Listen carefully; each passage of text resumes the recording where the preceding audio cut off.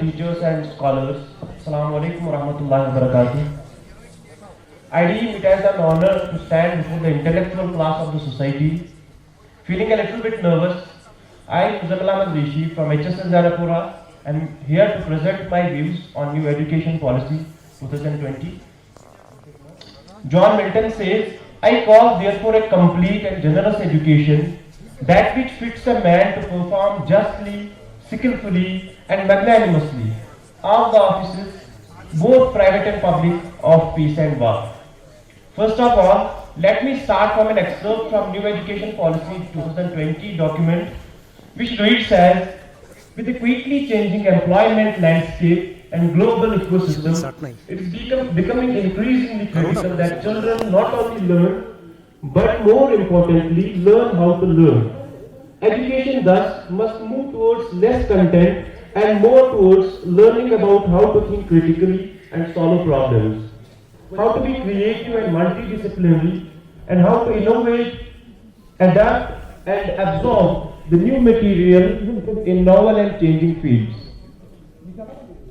Pedagogy must evolve to make education more experimental, holistic, integrated, inquiry-driven, discovery-oriented, learner-centered, discussion-based, flexible, and, of course, enjoyable. The curriculum must include basic arts, crafts, humanities, games, sports and fitness, languages, literature, culture, ethics, in addition to science and mathematics, to develop all aspects and capabilities of the learners and make education more well-rounded, useful and fulfilling to the learner. Education must build character, enable learners to be rational, ethical, compassionate and caring, while at the same time prepare them to gain fulfilling employment.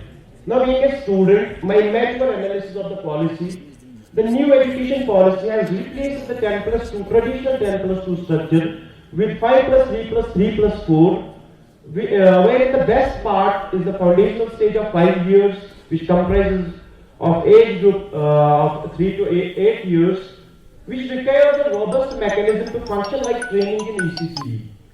Establishment of appropriate number of Anganwadi centers, pre-primary schools, play-day methodology, expansion of the infrastructure, etc. If that is made possible, it will give a new impetus to the educational scenario of the country, because 85% of the brain development takes place during the foundational stage.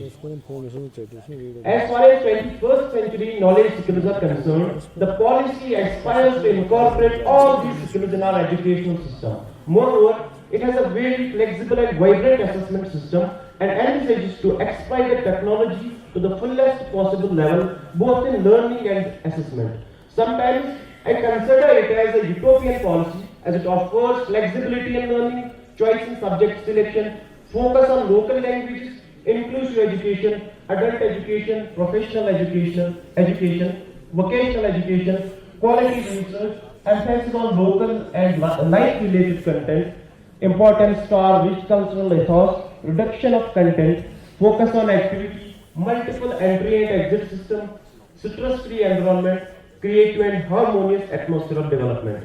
But if the policymakers and stakeholders are sincere to it, it will bring a drastic change in the educational scenario of the country. And I think we all are bound to be sincere towards it, because education is the basic factor of any developed and prosperous country. Therefore, education is the best investment ever. We all need to put our 100% efforts to make this country an educated one. So, without elongating my speech, I would like to conclude by two quotes of famous personalities. So the first one is of Rabindranath Tagore.